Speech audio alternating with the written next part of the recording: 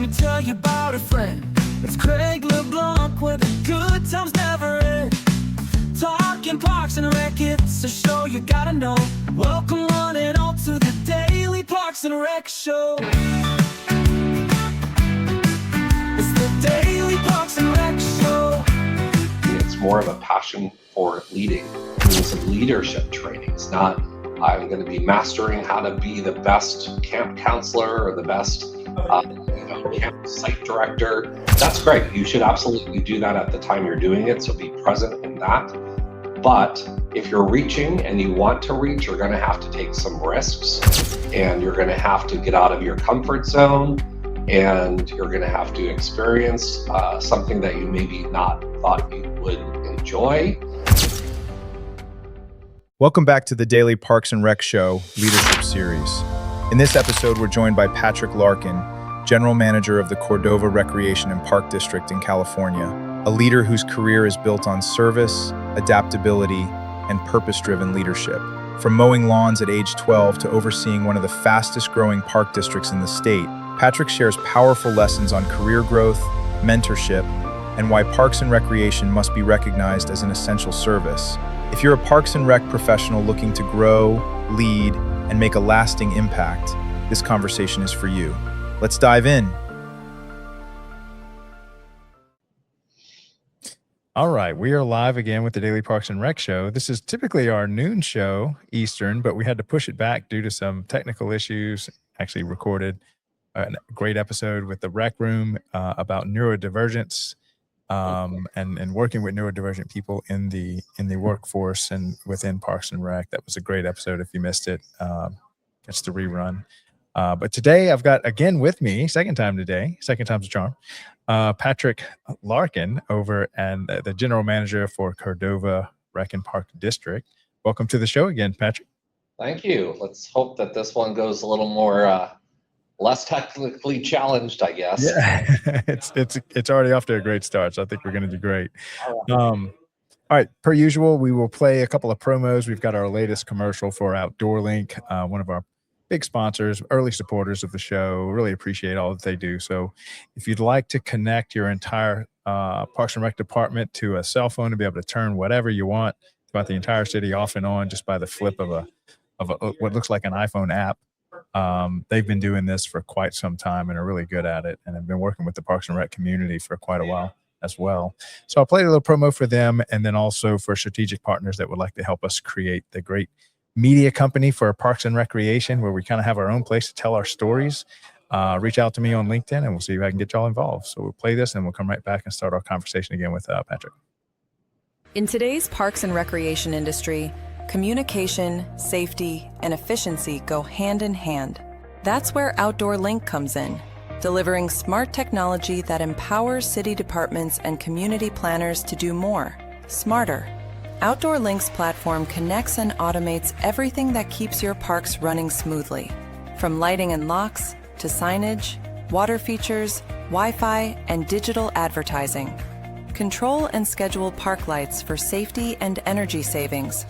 Remotely manage facility access, update digital displays in real time, coordinate fountains and splash pads, provide public connectivity, and even run community or sponsorship campaigns on digital screens, all from one simple, unified platform, giving you real-time control, data, and cost efficiency.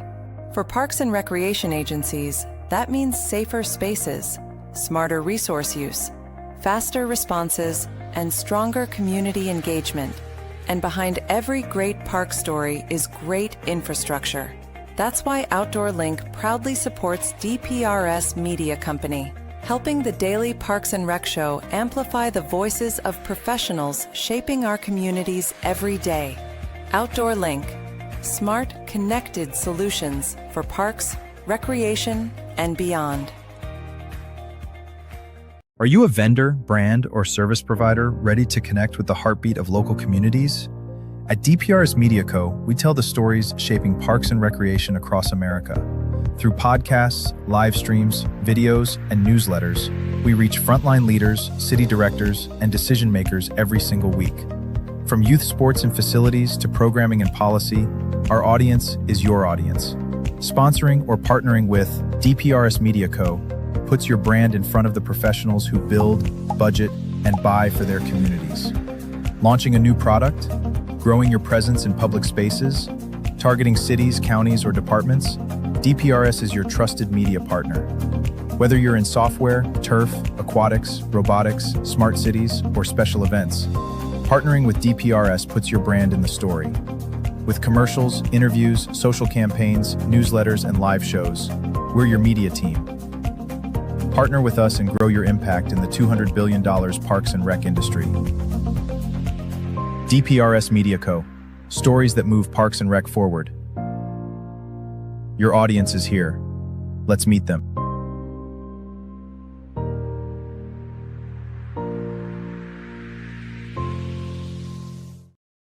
We're definitely getting our steps in today for the show. Typically, this is something where you sit down, but we've been running all over the place.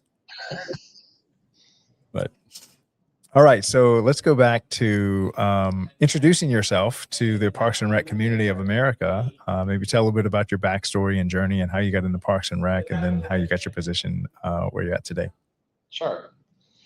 So it's quite a long journey. And so I'm Patrick Larkin. I'm the general manager for Cordova Recreation and Park District, which is in Sacramento County. And in particular, the city of Rancho Cordova encompasses our boundaries in California. With that, we are a special district. And so we're not a city, we're not a county. We are a special district focusing on parks and recreation. So what a privilege we have to have that as our quality of life and our essential services for this particular community. Special districts are actually pretty common in California. There's some other special districts, Parks and Rec special districts in Illinois and Florida. So there is a movement right now for those states to get together and have some advocacy in Washington, D.C. as it relates to some advocacy work at the Capitol and all of that good stuff. So for those that are just traditionally in a city government or a county government, that is kind of our designation. We have our own board of directors, which is elected, similar to a city council or board of supervisors. And yeah, we get to focus on special districts. So a little bit of my background. I actually grew up in Connecticut, West Hartford, Connecticut, one of the coolest towns in Connecticut. There I started off in recreation, actually parks and recreation. I had my own little lawn mower service when I was 12 years old. That's when I started working. So now I'm feeling like it's about time to retire. But started off with that. I had probably 7 or 8 different houses I would mow their lawn, do landscaping for. And then I walked into the YMCA in my local town. And then from there, it just kind of mushroomed into where now became my career. So you had like a little entrepreneurial gene early on. So that's kind of how it just organically started. I walked in and I started doing a lot of their programs. I got certified as a lifeguard, swim instructor, did most of the programs while I was in college. After I graduated college, the story is I had my U-Haul at my graduation. So I was off the following day for my full-time career at a YMCA in Waterford, Connecticut. And from there, my first opportunity to dive in with that entrepreneurial spirit was to work with kids that were more inner city, lower economic based community. We offered some specialty programs that they hadn't had before. One in particular that is I'm super proud of is a teen TV program where teens were taught how to use the cameras, how to interview people. And so we picked people out of the community for them to interview, and they technically learn how to use all the cameras and all that good stuff, which allowed me to use my degree, which is in communications and TV broadcasting and public relations, and minor in sociology. But with that, I never even knew that there was a recreation degree or anything like that. It was kind of very foreign to me. So did that for a couple of years. Then I decided that I wanted to try out working with people with special needs. And the trigger for that was I was teaching swim lessons, and one of the kids in my swim lessons was Timmy, who had Down syndrome. And the mother never thought he'd be able to learn how to swim. And so after 3 lessons, he was feeling confident in the pool. He did a lap in the pool. So I was looking up at the mom on the deck, and she's crying. And so I thought to myself, there's something here I really want to pursue. It's like something inside me said that this is something that I really loved. Saw the impact. And then from how old was he? He was about 6. Oh, wow. So he was about 6 years old, 6 or 7 years. So a young kid. And then from there, I decided, I had an epiphany, and I was like, you know what, I think I want to try out special education. So I moved to a town in Connecticut that had a very robust special education program in a public setting. And I did that for 2 years. I taught 2nd grade and 5th grade as a paraprofessional. After 5th grade, those kids go through their hormones and all that stuff. I said, I think I'm done with that. And so then at that time, I was looking to move to California. So 1998, I just packed up my car, no cell phones back then, and drove across country and landed in the San Francisco Bay Area. Started off in the city of Sunnyvale, working in their therapeutic recreation programs. And then from there, promoted to a program coordinator position. At that opportunity, I was known for the guy who created this award-winning program called the Fishbowl, which was a nightclub for high school students under 21 that had an opportunity for teen talent to come out there. And then we also got a formal recruiter for bands that would come from all over the country and perform for free. So that was an amazing program. It was called the Fishbowl because it was at a bakery that we partnered with. And there was these giant windows out in the bakery floor where you could look in, the kids could look in and see them making the food for the next day, baking the bread and whatnot. So that's where the Fishbowl term came. That lasted a good, probably, about 2 years. When I got there, that was their idea. And so we went with it and maximized it. And so how many people would show up on a Saturday night? 150 to 200 high school students every Saturday. And so you had to be under 21 to get in, as opposed to being over 21, I imagine. Which made it a very big attraction. Yeah. The teens that were in the leadership group ran the cashiers. They sold the day-old baked goods. So they were learning some skills in jobs like cashiering, customer service. I had bouncers. So it was kind of like a cool nightclub for kids that hadn't experienced, the 21 and over kind of atmosphere. There was no drinking or anything like that allowed, of course. But that was super successful. We were happy to see that. I moved on to the city of Palo Alto after that. And since I was very focused and passionate about the teens, I think that's where they wanted to develop their programming at the time. So I focused on developing their youth council or youth commission, and we did some incredible programs with those kids. They did a lot of surveying of other kids in the community and found that stress was the #1 issue that they were having. And so we decided to pull in professionals and do stress reduction workshops for kids, and we aimed them towards around their finals or where that high stress was coming. From there, it kind of mushroomed into a big research effort. We worked with Lucille Packard Children's Foundation, Stanford University, and developed the first youth master plan. And, oh my goodness. Now, what goes on in what did you call stress reduction workshop? Can you give us an example of what was covered? Different strategies. So we'd have people come in. One of them was a singing bowl. I don't know if you've ever heard of that. Yeah. A stick, and it goes around a bowl and makes this meditative sound. Taught kids some meditation. There were different stations to which they would learn different ways of reducing their stress. All generated by the teens. I just helped facilitate that and get people to the table to make their dream come true. So they were incredible teens. In Palo Alto, they had more of a different, they're very affluent. The families are very, very affluent. Stanford University is in that town. Whoops, my lights. And so with that, their troubles were not necessarily, disadvantaged or anything. It comes with a whole new set of social issues, and that was depression, stress, over expectant parents who were mostly doctors or surgeons, very wealthy people who had very high expectations of their kids.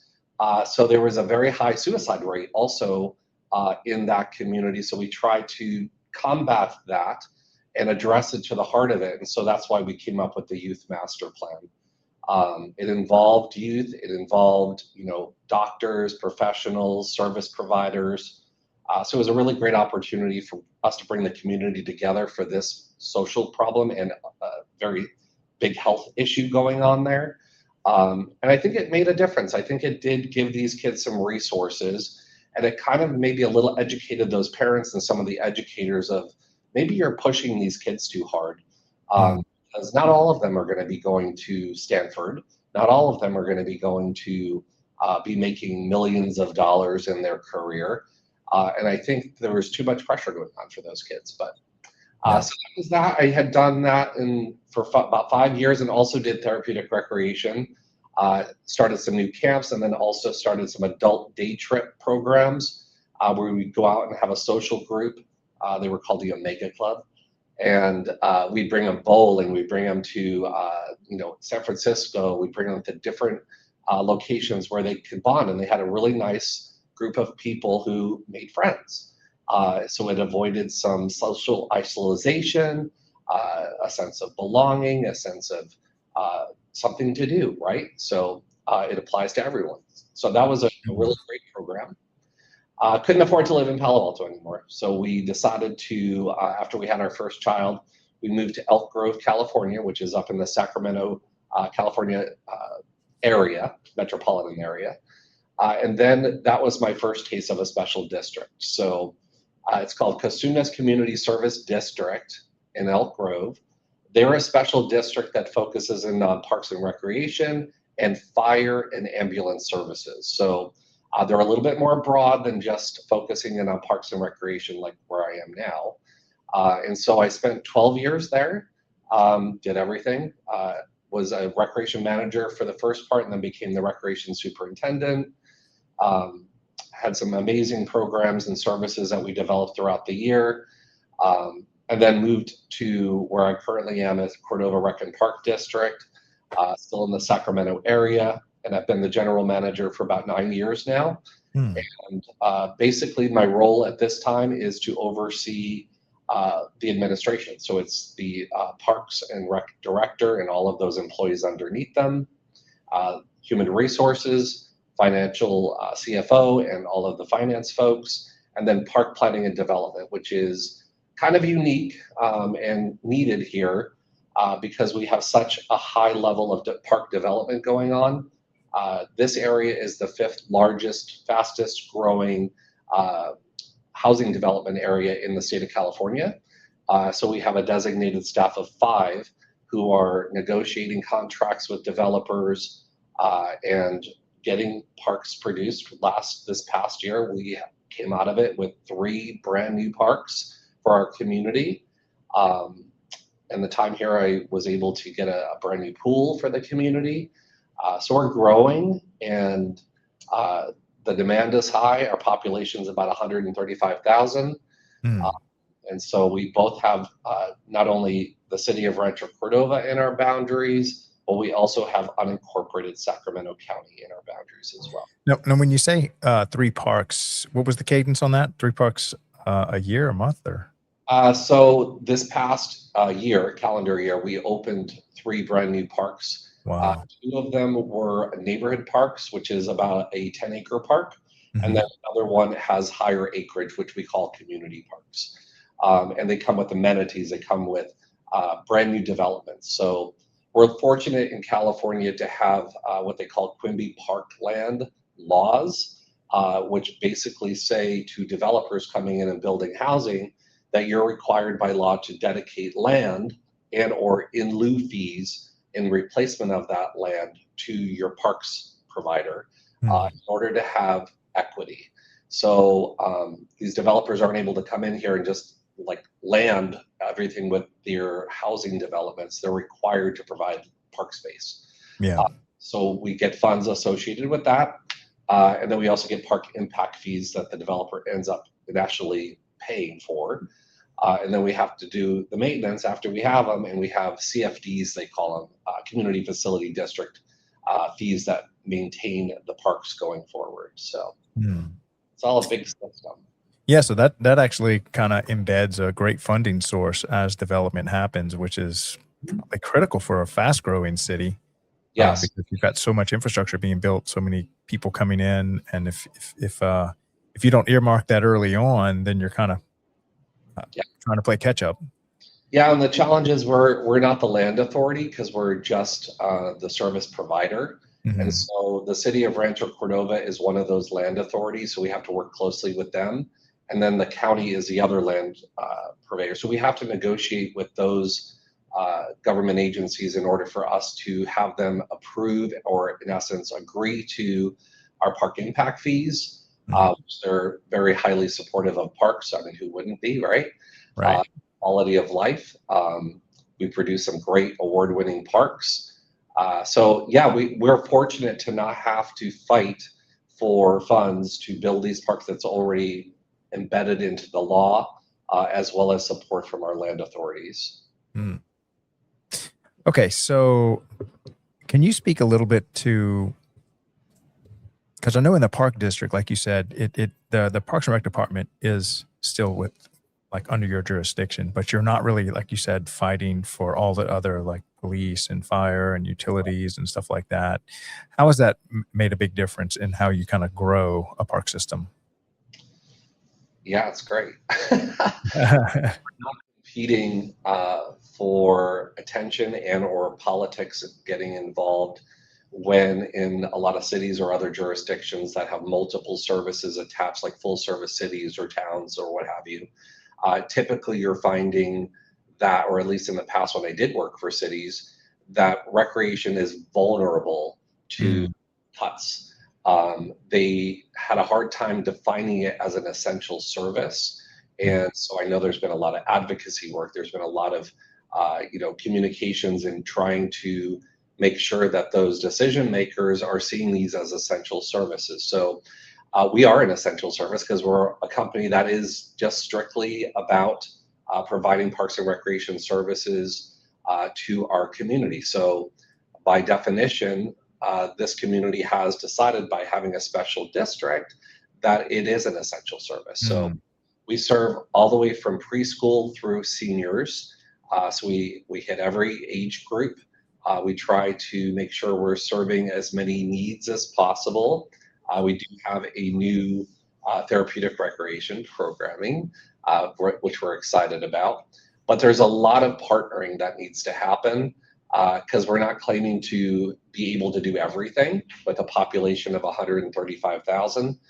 So we have to really play well in the sandbox with everyone, not be territorial, allow for entrepreneurial spirits to come in and maybe start some events or things that we may not necessarily need to have our budget go towards. So we encourage that. We encourage community groups to start their own Diwali festival or their own, we work closely with they call the Cordova Community Council, which does the fireworks. So with those other groups doing these services, we can focus on more of an entrepreneurial way of looking at things and drilling down specifically into sports, your traditional services that we typically do. So we're very rich in resources in this area, which we're very blessed by having. And so it just does come down to relationships and making sure they're solid, and that you're not territorial, that you're open, So yeah, it can be a challenge at times with the over asks or the inappropriate asks, but at the same time, we're all here to better our community. So I think there's some benefits of having the cutout of special districts, and I think a lot of communities that have them are really happy that they have them. I've in fact had some cities contact me and say, how do we turn our parks and recreation to a special district? Yeah. Moves it away from the competition of other services being provided. So there's a lot of information on websites. We primarily have our resource be the California Special Districts Association is a very big kind of training collaborative networking group, as well as California Recreation and Park Districts. There is a group of, there must be at least at a minimum 30 different park districts in California that get together annually, have a conference. We have roundtable meetings regularly to talk about things that are going on. So it's a little bit less, I guess it's opening your mind to other ways of doing it, right? Typically, a lot of people think a city does it, or a town does it, or county does it. In this case, we're fortunate to have this specialty, and we definitely don't take that for granted. We do the best we can. We're obligated and responsible for doing everything that a city would do with transparency and audits and everything like that. So Yeah. quasi-government, it's a legitimate government with elected board and Yeah. Well, one thing, we'll kind of take this halftime break a little bit early, and I wanted to play that video that we tried to play earlier on why Parks and Rec is an essential service. But when we come back from that, I'd like for you to speak about not just essential services in the programming we offer and the community building that we offer, but during a crisis moment when the town's getting hit by a wildfire or hurricanes or tornadoes and stuff, the role that Parks and Rec plays in that as another way to look at why Parks and Rec is essential, especially the facilities that they have. Right. So I'll play this and then we'll come right back and get your take on that. Okay, sounds good. When we talk about essential services, what comes to mind? Police, firefighters, healthcare. But there's another essential service, often overlooked, yet always present. Parks and recreation. Parks and Rec is health. It's the walking trail that lowers blood pressure, the recreation center where seniors fight isolation, the swim lessons that prevent tragedy before it happens. This isn't a luxury, it's a lifeline. Parks and Rec is safety, a playground instead of a street corner, a basketball court instead of trouble, a summer camp where every child belongs. It's not just about activity, it's about protection, prevention, and possibility.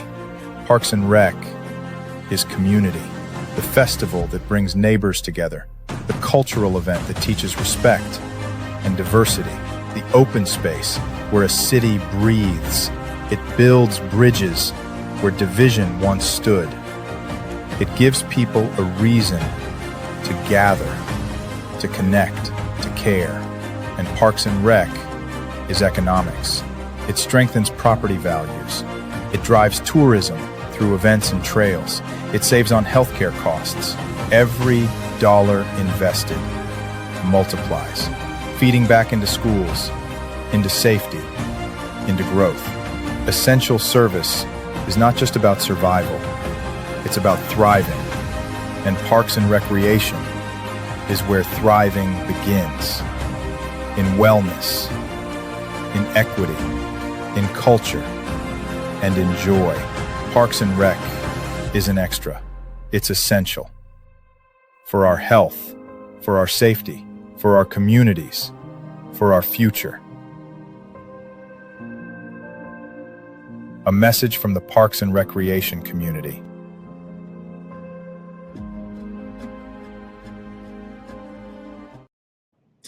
All right. So I think you can kind of speak, at least for California is involved when you have all these wildfires, the role that Parks and Rec plays and the facilities that they run and operate.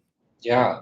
So as everyone knows, California unfortunately has experienced several wildfires, devastating communities. And From some of the lessons we've learned throughout the years, in particular, Paradise, California, which a couple of years ago, they lost the entire community to a wildfire. They, at that time, learned that a lot of these people that were not able to escape the fires because they were trapped ended up at the park. And there was defensible space around the park for them to be safe and kind of wait it out. So that kind of triggered that being an essential safe place for people to go. Also, during emergencies, we have facilities here that are used for FEMA natural disasters. So they could be using our sports center because they have showers there. We work with emergency service, EMS, and FEMA, which is actually right in our backyard here, for those kind of disasters where we open up our facilities in case there needs to be shelter and things like that. So, and I'm sure that a lot of other, throughout the United States have those kind of systems in place as well. But that kind of was going to the heart of essential service, right? So safety is an essential thing. It's primary to really everything that we should be doing. So having those stories and collecting those stories and talking about it, very similar to the video that you just saw, I think it nailed it, absolutely nailed it. But at the time of how it's being impacted here in California, we're still not 100% prepared, to be honest with you. I think just down south where, there was in Malibu and all of those different communities, the Palisades had burned. There's still a need for safe spaces, open spaces, defensible spaces for people to go. And so there's still a lot of work to be done. There's some grants and things out there now that are allowing us to kind of retrofit some of the stuff that we're doing here. We're talking more seriously about emergency evacuation plans, your facilities, and what kind of facilities would be helpful, so that when you're building a brand new facility, that you're also taking into mind the need for it to be potentially a safe place for people to go during an emergency. So it's more than just, hey, let's build a gym anymore. It's more, all right, so this gym can double as a shelter or some kind of respite area for people. So yeah, there's a different way of looking at things as you're building new, which I think is fantastic, but it's unfortunately off of the tragedies that we've had here, knowing that we want to make sure we're doing it right the first time. And coincidentally enough, there is funding available for you to enhance what you're looking to do already. So yeah.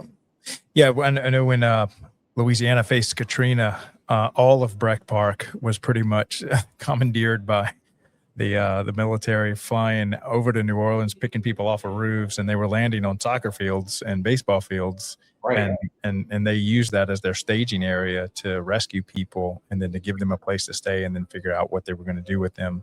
After that, the Parks and Rec department was just vital for that whole operation. Right. So and it's I've heard stories really that are helpful to demonstrate or show action to it, not just say it, but show the stories that show that these are the stories that mean what you're saying. I think a lot of times we talk a lot about it, but if you have clear examples, I think that's what we all need to collect, are the stories, and the impact is in the stories, in my opinion. And so if you have lives that are in jeopardy or being lost, that is a life or death kind of situation. So of course we're essential. Yeah. In making sure that we have safe places. Okay, so I wanted to kind of use the back end of our show to talk about how you kind of rose up through leadership, and one of your kind of secret sauces as far as not over specializing and stuff. It's just a message that I think needs to be heard more often, that if you want to rise up in leadership, that your strategy is something that you really want to maybe incorporate into how you're educating yourself along your journey. Yeah, I think it's important to not aim at a particular recreation type, whether it be aquatics or summer camp or youth development or seniors or what have you. A lot of people get pigeonholed into that and then are wondering why they're not able to promote or move up. It's taking risks, and it's giving you an opportunity to ask your supervisor, ask your colleagues to see if there could be switching around so you have professional development opportunities. But even more so, I think it's important to have people know that they can and should, as I say, turn their networking crew into a mentorship or coaching crew. Yeah. And I think that is critical for you to get an outside objective perspective for you if you want to move up. Not everyone wants to move up. If you love aquatics and you're going to be a lifer, awesome. That is so cool. But there are often a lot of people that do want to move up to the number one seat or director seats or what have you. And I would say you have to continuously learn. You have to, instead of focusing in on the actual passion for the activities that you're doing, it's more of a passion for leading and doing some leadership trainings. Not, I'm going to be mastering how to be the best camp counselor or the best camp site director. That's great. You should absolutely do that at the time you're doing it. So be present in that. But if you're reaching and you want to reach, you're going to have to take some risks, and you're going to have to get out of your comfort zone, and you're going to have to experience something that you maybe not thought you would enjoy. My example, as I said, is working with people with special needs. I never in a million years thought I would be so passionate about, helping and working with people with special needs to be their advocate. For me to kind of expand that and have that be a thread throughout my entire career, from just teaching a kid how to swim when I was like 21 years old. Right. Yeah, and to that point, it's kind of like, let's say your first assignment, and I've heard this story before, where right out of college, next thing you know, this college kid in Parks and Rec is finding themselves in charge of a senior center, and they loved it. Right. But then the scary thing is, hey, I'd love to get some exposure to project management or special events or running programming. And if you just stay at the senior center, you may end up becoming one of the best at seniors, but no city's going to look at you with only senior experience as the leader that can handle everything that's thrown at Parks and Rec. So your suggestion would be to take the risk, diversify your skill set, because you're going to need all of it if you're ever in charge. And then look to take risks in programming and be so out of the box and so surprising that becomes your legacy. So, vanilla and traditional, that's great, but it's not that exciting. So if you can think of a way to be around people that are taking good to great. It's kind of a cliche thing to say these days, but surround yourself by those imaginers and those people that kind of look at things a little differently. Even tweaking something you're currently doing to make it better is something you should always be looking at. If you get stuck in the pattern of, well, we always do it this way, you are not doing it right. Yeah. I think what it is people get trapped in that. And if you're not happy with where you are, you're not a tree. You can move and grow. So that's very scary. Change is very scary. I have two mentees right now, and they're struggling with that too. And it's about, change is scary, but if you don't have someone to talk about your issues with, and you're kind of getting all consumed by it, a mentor or a coach that you can trust. It doesn't have to be your supervisor. In fact, I wouldn't even recommend it be your supervisor. I would look to have a third party outside person that you respect. And that person can grow possibly from, say, your networking circle, whether it be someone you met at a conference or someone just in your region that you admire. I would encourage you to step out of your comfort zone and ask. I think that if the ask is made, you'd be surprised that people are at the highest level. They'd be more than happy to help you get to where you want to go. Yeah. Yeah, and you're right. Change is scary, but unfortunately, that's where most of the growth happens. And so if you're afraid of change, then you kind of cut yourself from all that necessary growth that would happen if you were to take those risks. Right. Where did that come from for you? Was that something you had at an earlier age, or you had some good mentors that kind of pushed you in that direction along the way? Yeah, I mean, I did have mentors along the way. At the YMCA, it was the executive director who saw something in me, and then really just opened my mind to that being a career path. Like I never thought of it. I thought it was fun, like to, coach T-ball and all of that stuff, but I was never really considering it to be like a serious thing.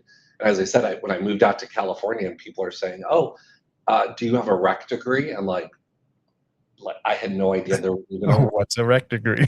what is that?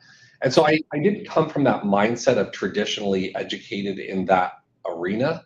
So I think I kind of approached this through my lens and was encouraged along the way. I'm a fierce observer of people. That's probably my sociology background. And so I just picked up on things, and you got to find your people, right? And so in finding your people, you have to take some risks. And it just ended up, I would have never predicted in a million years when I graduated college that I would still be in Parks and Recreation after, it kind of blows my mind, but I'm so grateful and I'm so thankful that I ended up here. As I'm kind of looking into retirement in the next, 5 to 10 years, probably less, that it's been an honor to be able to be a little crazy, take a little risk, but then also have an impact on people that really hopefully help them and change their lives. So that's really what I'm here to do. That's what's more fulfilling than anything, is my sense of Mm, service to others has been making my cup full. So I'm mm, very grateful for being in this industry and learning. I'm constantly learning. I do trainings every month from NRPA. They have this on-demand the video trainings that just give you different topics to learn about. Even if it has nothing to do with what my specific role is, which all of it is at this point, but it's just really good to keep your mind open uh, mhm, and to surround yourself with people that have a similar mindset. Um, and then be courageous enough to reach out to someone, but also courageous enough to ask for what you want and what mm, you need. And for you to apply for a position that you don't think you're maybe qualified for, do it just for the sake of maybe interviewing and understanding what kind of questions they're asking you at that level. You're going to learn. And mm, so, surprisingly, when I went into the city of Palo Alto, I was the youngest manager they had ever hired. And so I walked in and I'm like, oh my goodness, like everyone is on their way out of retirement. And I was the new guy. And they let me know it, but it was cool. It was like 2.0 and I was leading the way. So I was maybe a little bit ahead of the curve in terms of people taking risks to jump to these higher positions, because there's always this mentality of, well, you're really young and there's no way you could have experience like that. So I think my fishbowl program, the entrepreneurial way of delivering services and truly deeply caring, and my stories helped me get there faster. mm. um, but at the end of the day, you really have to care and it needs to be authentic, and if you don't, you're in the wrong industry. Yeah, yeah.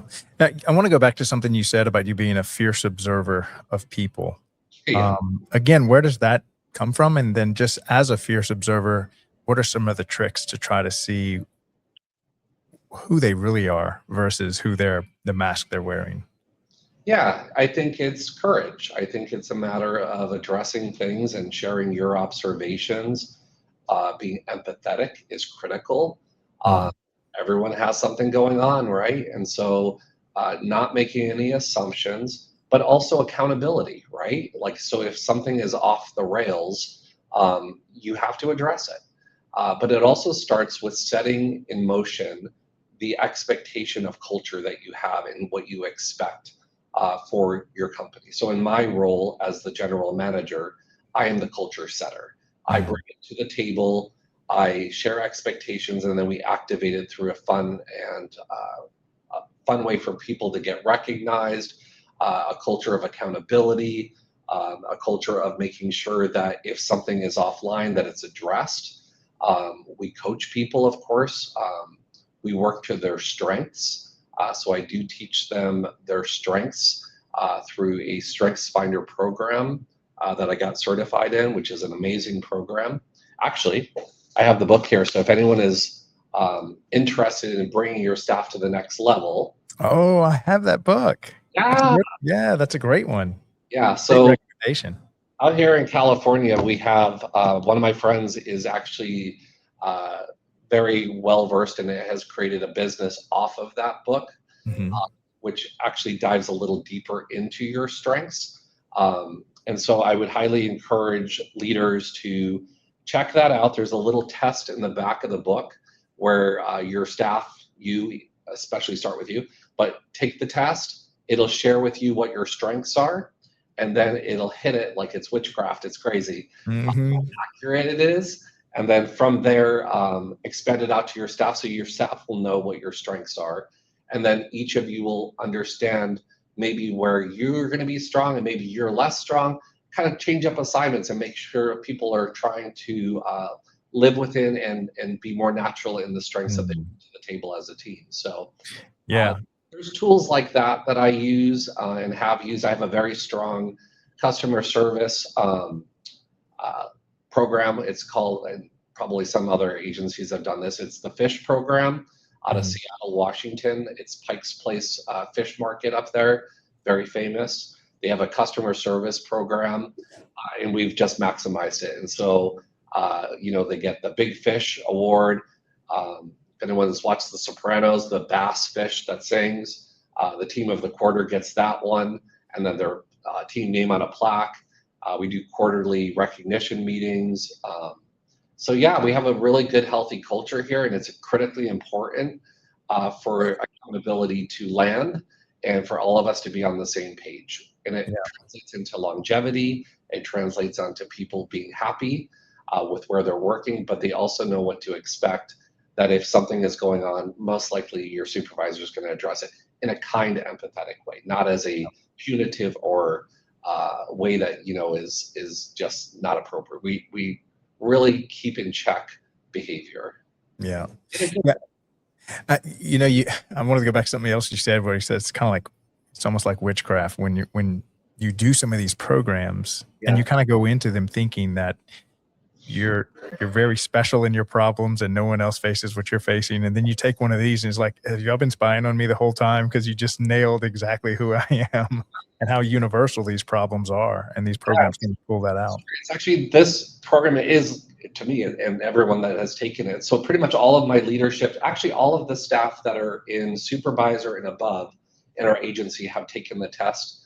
And then they, as a new employee, report to their team, and then they have an orientation meeting with me to kind of evaluate how each of the strengths relate to each other to be more and more successful. But yeah, this particular one is so crazy accurate, and it's custom. It's not just a generic like, oh, well, you'll tend to do this. It's like really specific, and not everyone's is the same, which the Gallup is the agency that put this whole thing together. So years and years and years of research, and how you answer those questions is really how it translates out what your strengths are. So even if you don't answer the question, it says something. Right. Yeah. And it's really important when you're kind of choosing a career path or a certain role in a company or in a park district, that your strengths are for that role versus, I always looked at it as you wouldn't want to put someone that is good at accounting in sales or someone that's in sales good at accounting. It's just maybe good person, just bad fit. Yeah. And I think the strengths goes towards more that leadership instead of the technical stuff. Yeah. So, it's funny because our CFO here is a maximizer, and he is very well versed in communication and presentations, and loves to put together the culture parties that we have. But that's not a typical behavior of a finance guy, right? Yeah, that's odd. A little off.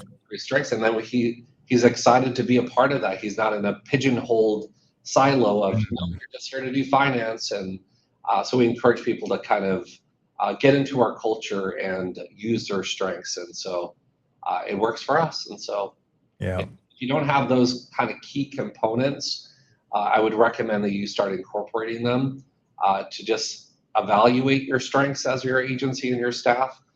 Start with your leadership team, and then from there, there's different companies. 34 Strong out here in California is a company that is national at this point, and they go around and do trainings. They do specific tailored things for different public agencies, mostly at this point, and they're fantastic. So Yeah. Maybe we can do an episode just on that. Because I mean, really, there's so much great content there. 34 Strong that he has his own podcast, but I'm sure he'd be happy to chime in and teach you all about that. Yeah, absolutely. Okay, so lastly, as we come to the end of our show, let's talk about mentorship. And I know we touched on it a little bit, but what that meant to you, not just when you were coming through younger in your journey, but then today, how that's kind of playing out. Yeah. So as I was going through all of it, I was enjoying every step of the way. So yeah, I'm kind of the guy who got to the very top of the field by taking every step. Yeah. To get there, it's kind of crazy to think of it that way. But I think a supportive supervisor or someone who just encourages you is going to be critically important. And if you don't have someone, then try to find someone. And look for someone who's maybe not in where you are as much as where you want to be. And so if you think, I'm not so sure recreation is going to be my thing, then if you're more analytical or whatever your strengths dictate that you are, seek that out and find out if that's what's going to be the key to your happiness. Because ultimately, we only live once here. So be happy with what you're doing. And so I think it starts with your strengths, but then it's also looking forward as to how you can manifest who you want to be down the road and find the person that looks kind of like that and find out what their tricks of the trade have been. Everyone has their own path, but also a part of that is taking very significant risks. And, for me, it was obviously moving across the country. When I moved out here, I had no job. I had some background in recreation and special education, but I took a huge risk. I said, I think I just want to be out here. I want a fresh big start. And people are super open if you ask and if you are authentic as best you can be, and you're kind. Like you're just open, you're kind, and you care about people. You gotta care, or else go behind a desk and be a finance person. Not that finance people don't care, but do something that is more introverted than extroverted. And so there's a role for everyone. So it's just exploring that role to which it will make you happy. So my mentors have been more not your traditional mentors. I would say one that stood out to me to get me where I am today is actually the city manager of Palo Alto, which we stayed in touch with. Very great guy. He retired when I was about 2 years out of there, but we stayed in touch. And so that was a great person. He's someone who speaks nationally as well. And he encouraged me. He kind of boosted me up and encouraged me to really make sure I know my stories and how important those stories are and the importance of the work that I could bring forward, because your stories will demonstrate what people can expect from you in the future. So if you don't have your stories and your special nuggets, you need to collect them, and you need to appreciate them, honor them, and then make sure you're articulating them in a way that is starting to craft who you will be down the road. So not everyone wants to be the general manager or the Parks and Recreation director. Some people are really happy doing what they're doing, and that is awesome. Not everyone is made for that next level. So if you're interested in that, it comes with a lot of things that people don't necessarily talk about, which is managing elected officials. It's managing and being responsible and accountable for an entire staff of however many, plus the budget and the liability. So it all falls on your shoulders. And sometimes that isn't necessarily something that people want to do. So research, know where you want to go, and it's okay for you to do what you're doing as long as you're happy. Yeah. My lights again. Yeah. Now, you had mentioned several times, even earlier, about knowing your story, telling your story. And I think that's something that Parks and Rec struggles with, is just telling their story of what they do, what's their why. Any idea where that comes from? Why Parks and Rec has just been this quiet, silent industry that's just not telling its story as good as some other industries that are doing much less than Parks and Rec? Yeah, I think a part of it is perception, that people are looking at recreation in particular as being fun and not serious and silly. And yeah, we should be, but we shouldn't always be. And so there's a part to where I think you have to look at a bigger picture. So Parks and Recreation is the vehicle for people to have fun and do things. But you should also be looking at what truly hits the heart of people and what their needs are. So I mentioned to you earlier about doing a survey about what's happening in the Palo Alto teen community, and it was that these kids were so stressed. So we got that information, and I wouldn't say a stress reduction workshop for teenagers is a traditional program. And so those are the kind of ways you go about doing it. Don't make any assumptions that you know what's good for people. You got to ask them, right? And then you get advocacy groups supporting you. You get the message out where it's coming from them instead of coming from you. I think we're missing the mark about asking people that we're serving, what would you like? There's oftentimes we think we know what they like. And we see successful programs and we're like, that's good enough. I think there needs to be a challenge to people to really investigate and hear what their community is asking for, instead of maybe being a little too assuming that you know yourself because you work there. I think we get stuck in a rut of traditionalism, and what the old definition of Parks and Recreation is sports and aquatics and youth development. There are entrepreneurial opportunities within those silos of traditional recreation that they need to be explored, and you need to show it, not just talk about it. Yeah. All right. So lastly, any trade secret to telling a good story or understanding your story? Yeah, you have to be Irish. Yeah. So from a is that an app we can download or something that you can just plug in Irish? Kiss the blast. I mean, you got the gift of the gab.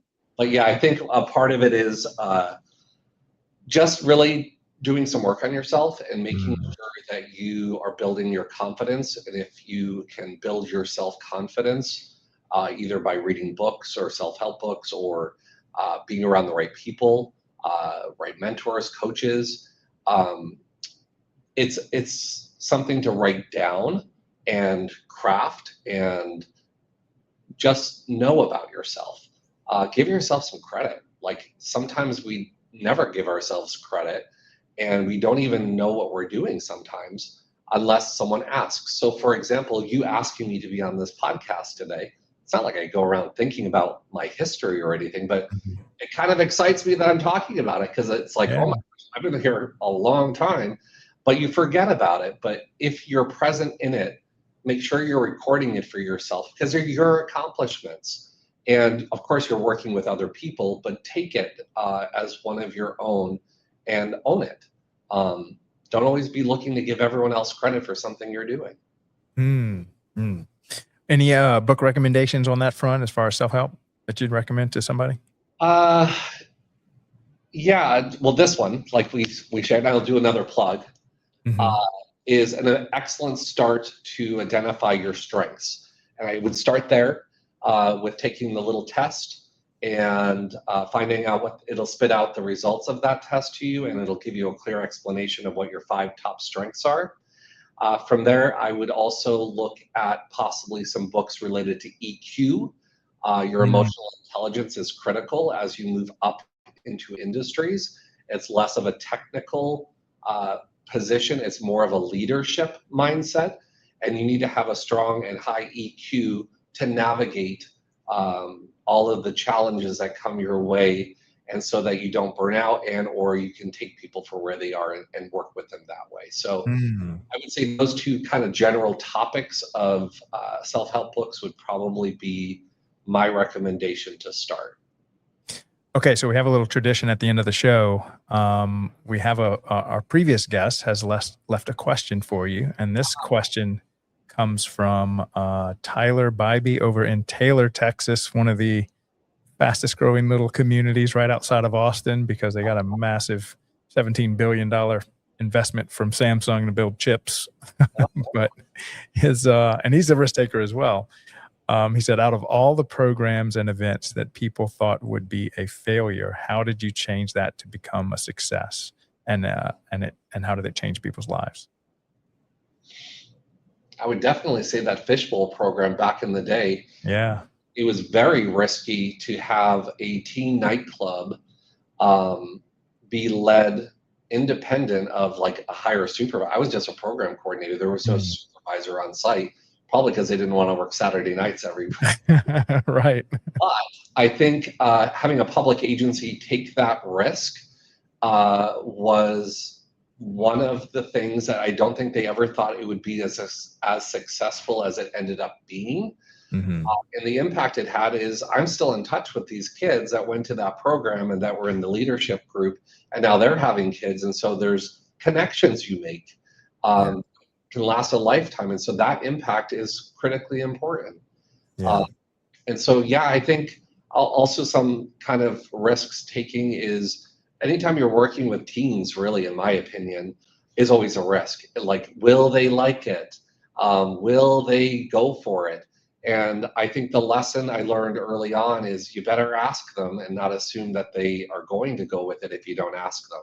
So if you involve them and you have them do it for themselves and you just guide them along, that is what true success looks like. So if you have a failing connection with your teen community, I would suggest you reach out to them, do a survey, you ask them, and create a leadership group so they can help themselves. Yeah. Okay, so what question would you like to leave for our next guest? What types of leadership training are you doing in order to improve your professional development? What type of leadership training are you doing? Let me see, what type of leadership? I bet you have a good one you can recommend. I mean, there's a lot of resources out there. NRPA is great. I mean, they have monthly on-demand, if they're members of NRPA, which I would highly recommend they are. Yeah. There's resources galore.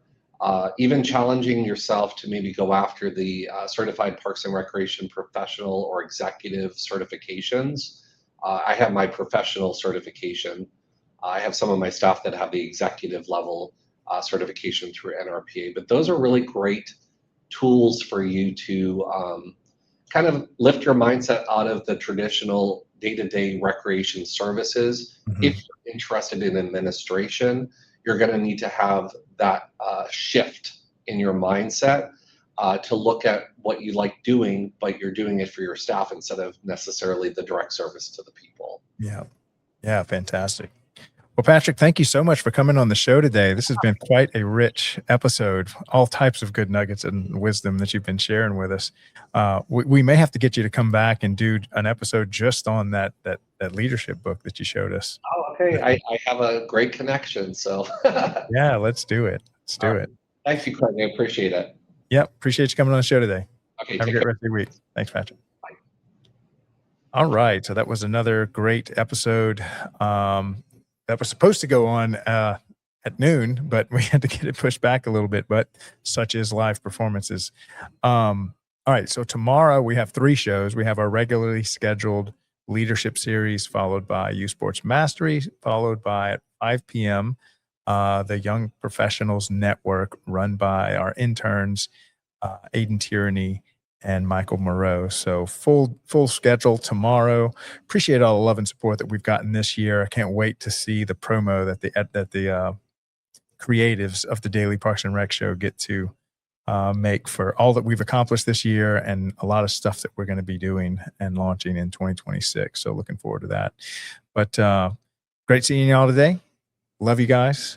Again, y'all have a great rest of your week, and I will see y'all here again tomorrow. Welcome to DPRS Media Co., the first media company built for the people behind the Parks and Rec community. We don't just cover on Parks and Rec, we elevate it, we amplify it, we honor it. At the heart of everything we do is one mission: to serve the public servants, the professionals who design, maintain, and lead the parks that shape our communities. Under the Daily Parks and Rec Show, we produce 6 powerful platforms. Leadership in Parks and Rec, a spotlight on directors, superintendents, and visionaries shaping the future of public spaces. Facility maintenance, where the boots hit the ground, a deep dive into the systems, crews, and craftsmanship that keep our parks clean, safe, and beautiful. Young Professionals Network, shining a light on the next generation of Parks and Rec. Students, interns, and mentors sharing how we build a legacy together. Youth Sports Mastery, sponsored by National Academy of Athletics. This series is for coaches, parents, and rec leaders working to make youth sports fun, fair, and meaningful again. The Rec Room, hosted by the passionate leaders of Henry County Parks and Rec. This show brings frontline energy and real-life stories from the field. And the weekly Parks and Rec Post, our official newsletter delivering stories, insights, and community wins every week. We are DPRS Media Co., LLC, a media company with a mission to uplift the professionals who serve every community, every park, every day. At DPRS Media Co., we don't just create content, we elevate community through storytelling. Now, we're proud to introduce the newest addition to the family. Welcome to Youth Sports Mastery, the podcast where champions are shaped, not just on the field, but in life. Hosted by National Academy of Athletics founder Aaron Locks. Youth Sports Mastery dives deep into how youth sports can empower kids, strengthen communities, and build leaders. From coaching culture to recreation strategy, and from player development to parent impact, every episode brings game-ready insight from the people making it happen. Youth Sports Mastery goes live every Thursday at 1:30 p.m. Eastern Standard Time. Only on the Daily Parks and Rec Show, sponsored by National Academy of Athletics. And powered by DPRS Media Co. This is where purpose meets play.